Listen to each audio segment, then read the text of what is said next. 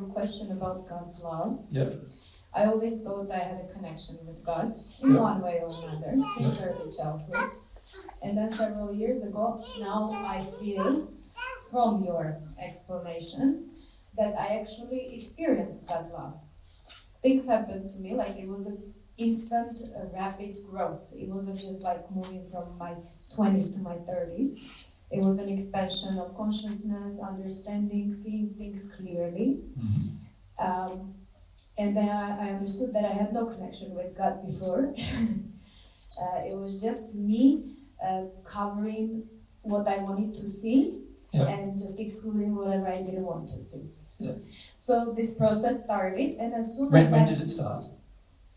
2019-20, you mean the date or after what? And what was the trigger? Trigger, I heard someone who went wrong. Yeah. Emotionally. Yeah. For me, when things happen. And then how did you feel about that? Powerful. Yeah. I came to my lowest threshold of disgust of myself. Yeah. And this is when I turned to God truly. Yeah. And what did you do to turn to God? I don't know. I quit my job, I locked myself up, and I started praying. Yeah. Having this dialogue. Yeah. And then everything was out of my control. I don't know how things happened. Yeah. So as they started progressing, I was shown what I was going to do with my big soul project, let's say, on this earth.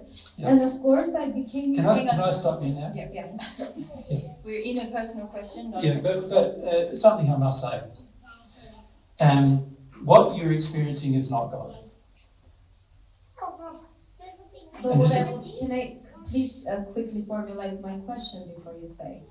Well, the problem with... We must first discuss parts of your question. The statements you're making are not about a relationship with God. They're a relationship with a spirit, right? Which is not God. So I know you want to believe it's with God, but it's not.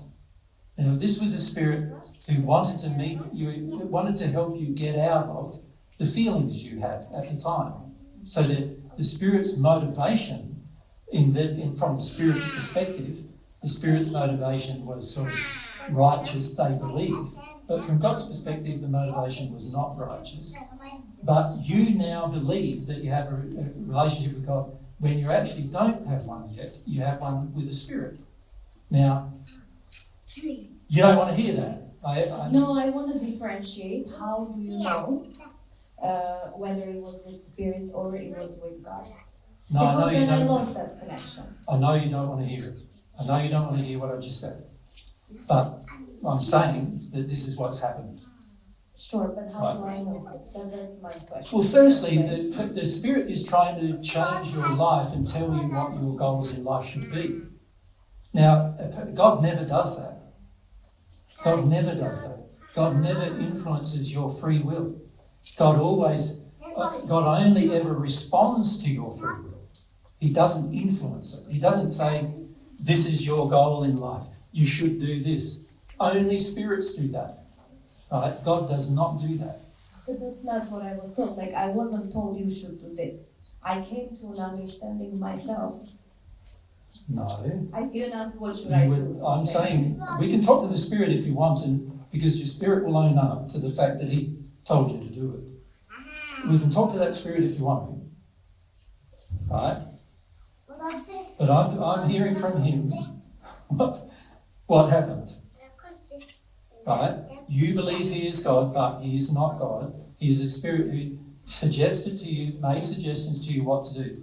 He was concerned about where you were headed, because you were headed into a suicidal place after the breakup of your relationship and a self-attacking place. And he was concerned about that, and he didn't want you to go there. So he thought he was going to help you by making suggestions about how you can improve your life. And he gave you a number of feelings, which were addictions that he met on your part. And he gave you a number of those feelings, which you interpreted as God at the time. And he just allowed you to continue interpreting that as God because it helped you get out of the dark place you were in. That's what happened. So was it a good spirit trying to help me, or was it a bad spirit? Well, he thought he was helping you. Okay. Which is not the same as helping you.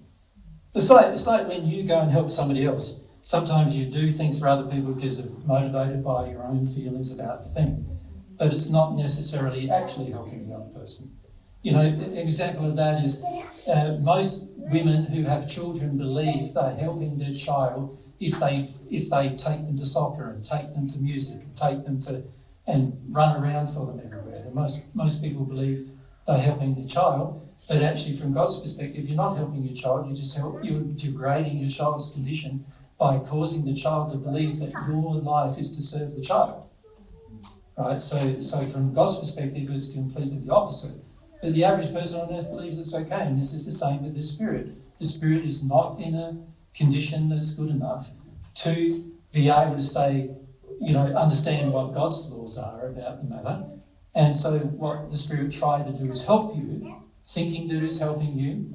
And also there's some selfish motives on his part as well, because he gets to establish a sexual and emotional connection with you that he doesn't have with another woman on earth, and then he gets to experience things through you as a result of that. So he gets to do all of these things as well, and make you feel like they are spiritual experiences. So can these experiences be continuous? Like I would question why you want to continue. no, I don't want to. This is my question. So it was the spirit, and he gave me this ability, for example, to feel people's feelings, for example. Correct. He's telling you their feelings. But the dialogue in my head completely stopped. No, he's telling you through feelings. What he does is he projects at you. There's two ways to communicate with a person, well, more than two actually.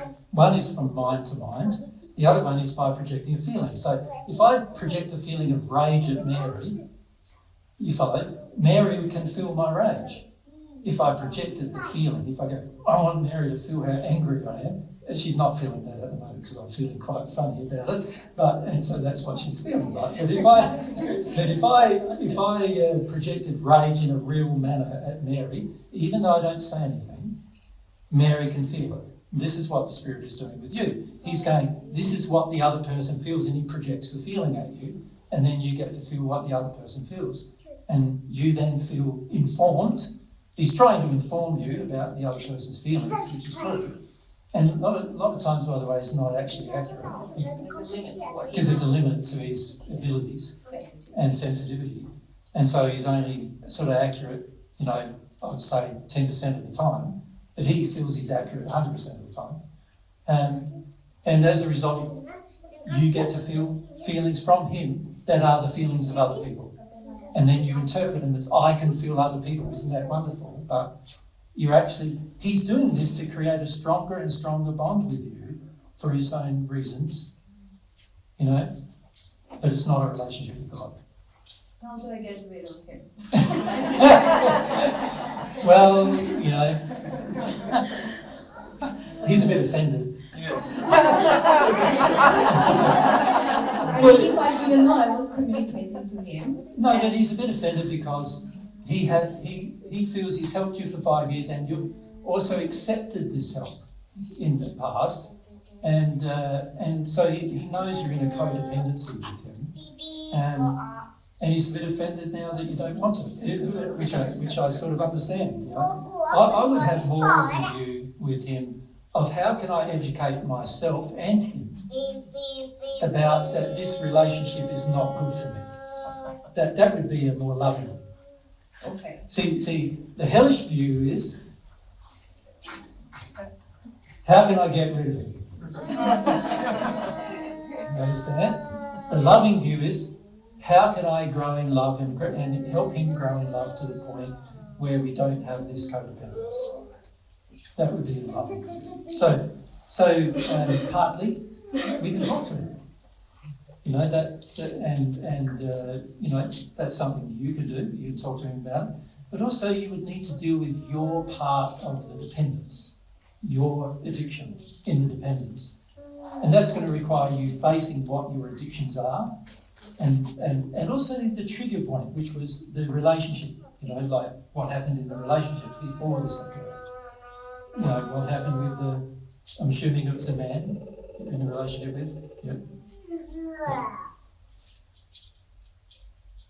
I'm just hearing from him about the relationship. Probably he's going to tell me more about it than you are. Yeah, so he sort of felt that the way you were headed after you did the thing you did in the relationship and caused harm in the relationship was to go down a very self-abusive and self-attacking road, right? He was worried that that would end up with things like drugs and drink and other substance abuse and other things like that. He was worried about all these things. Whether that was true or not was really his interpretation. And then he was then worried about all that, so then he wanted to help you not go down that road by giving you a whole set of experiences, which you then were willing at the time because you were praying for an alleviation of your pain, which is also not a prayer to God, by the way. It's a prayer to spirits to alleviate the pain. And because of that, then the series of events occurred, which got the bond between you established.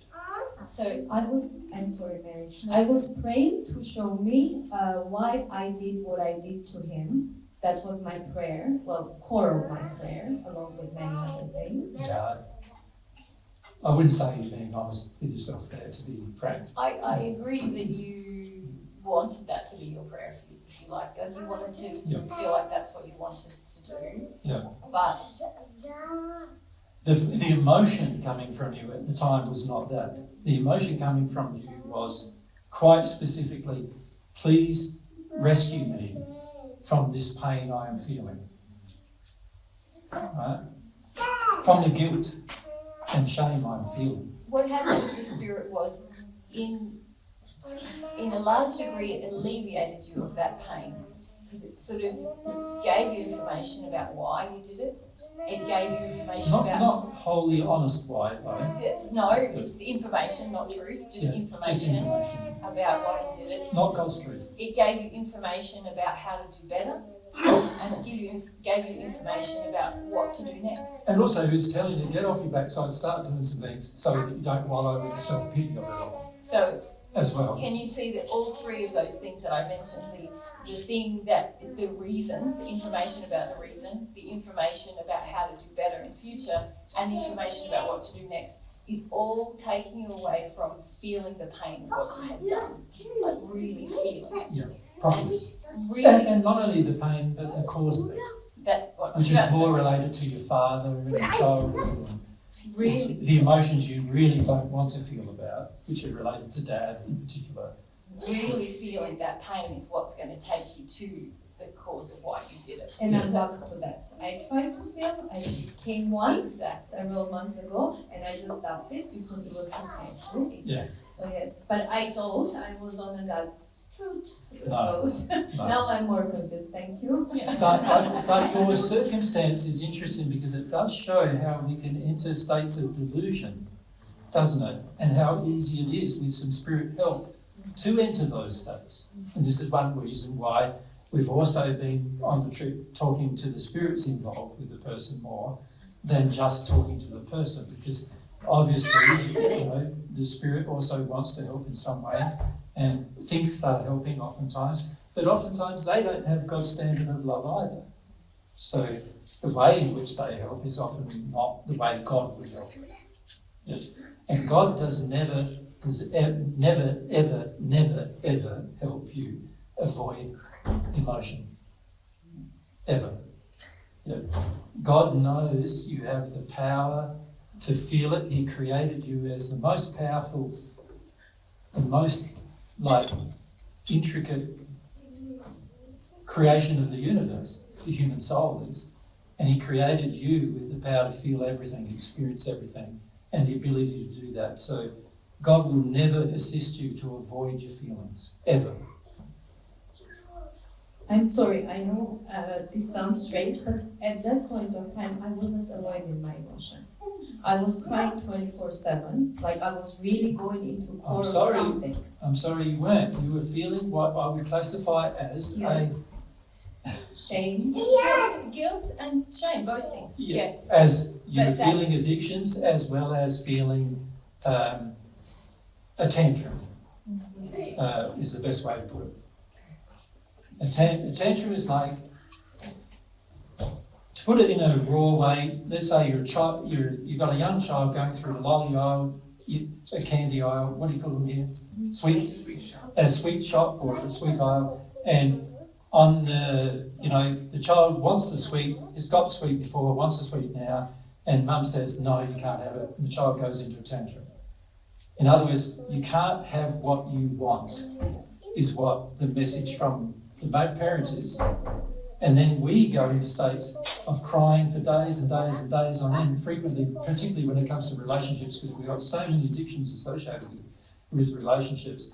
We go into this tantrum phase where you cry for days, you want a relief from the suffering of what's happened, and that's just a tantrum. That's not addressing the cause of what happened, which is to do with your dad, which you already said is too painful to deal with. And what I'm saying is, no, God is going to ask you to deal with it. He's going to help you, but he'll ask you to want to deal with it. So, and that's what you were avoiding in that tantrum. You were avoiding, you were latched onto the relationship and what happened in the relationship, which is why you were grieving. But you weren't actually grieving. Most women grieve by crying. Most women have a tantrum by crying. You've learnt to. Most men have a tantrum firstly by yelling and screaming, and then eventually maybe having a few tears. That's how men mostly have a tantrum. Most women have a tantrum by having a good cry, because I've learnt in the past that whenever you have a good cry, all of your female friends and other people come and rescue you from your tears, and that's a great way to get away with things. So it's a very common thing. So I'm not saying like that it's bad, or it's not good for you, but I'm not saying that it's unusual, because it's the same as what most people do. So I know you want to tell me that these were experiences. Okay, then I come to my original question. Yes. How do I establish my true relationship with God? Because so far everything I've known, or I thought I have known, turns out not to be a relationship with God. Yeah, that's right. A very good question. And that is something we need to answer, isn't it? Yeah. But we need to do it after we have something votes, right? So, because it requires more of a detailed explanation. I know that won't be a short answer. No, Mary knows that already. Yeah. So perhaps what we need to do now is take a break. Have half an hour, shall we? What's the time? Half past 1. Come back at 2, and we'll go until about 4 o'clock today. Yeah, mics can come over here just on the legal mic. Don't see them.